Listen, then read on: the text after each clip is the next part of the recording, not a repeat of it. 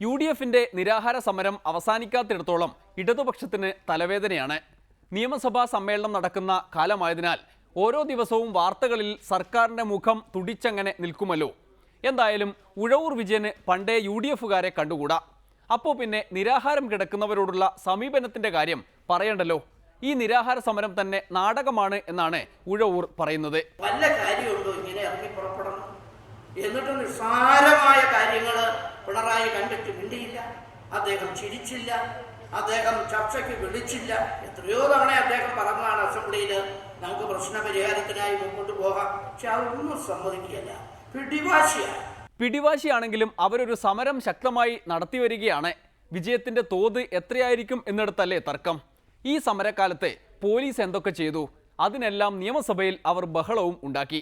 Police അങ്ങനെ ചെയ്തു, grenade എറിഞ്ഞു, അവസാനം പുക വന്ന് മൂക്കിക്കേറി, പുക മൂക്കിൽ വരുന്നതിന് മുമ്പ് ബോധം കെട്ട് വീണു, പിടയുകയാണ്.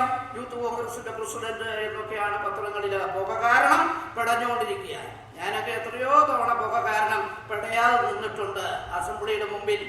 പ്രതിപക്ഷത്തിരിക്കുന്ന സമയത്ത് ആ പുകയ്ക്കൊന്നും വലിയ പ്രശ്നവും ഒരുപാട് പത്രക്കാരൊക്കെ ഉണ്ട്, ചാനലുകാരൊക്കെ ഉണ്ട്. അവരൊക്കെ ഇത് കണ്ട് അങ്ങനെയാണെങ്കിൽ ഈ പുകയെല്ലാം അടിച്ച് ഇവരൊക്കെ എന്ത് ചെയ്യുമായിരുന്നു നിങ്ങൾ ആലോചിച്ച്. എല്ലാ ദിവസവും പുക അടിച്ചുകൊണ്ടിരിക്കുകയാണ് ഇവര്. അവിടെ സെക്രട്ടേറിയറ്റ് പഠിക്കലും അസംബ്ലിയുടെ പഠിക്കലും ഒക്കെ.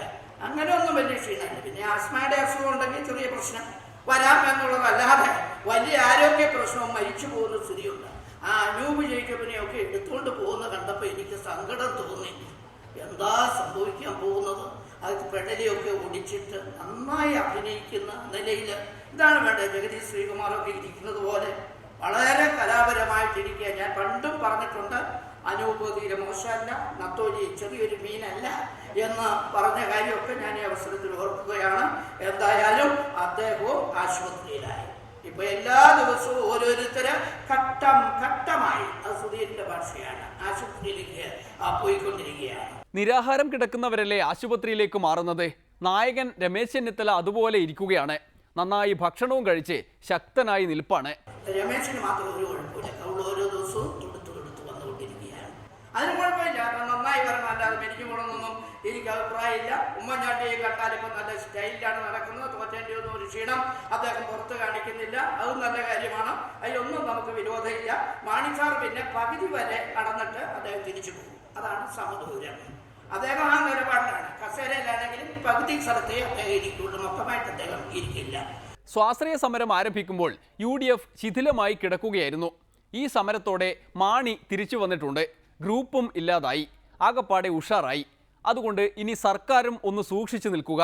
എന്തായാലും NCP ഉഷാറാക്കാൻ ഉഴവൂർ വിജയൻ തീരുമാനിച്ചിട്ടുണ്ട്. അതൊരു ഇടവേള കഴിഞ്ഞ്. നീ എന്തിനാ ആവശ്യമില്ലാത്ത കാര്യമൊക്കെ പറയാൻ പോകുന്നു? എന്താ പറഞ്ഞു പിടിപ്പിച്ചിരിക്കുന്നത്?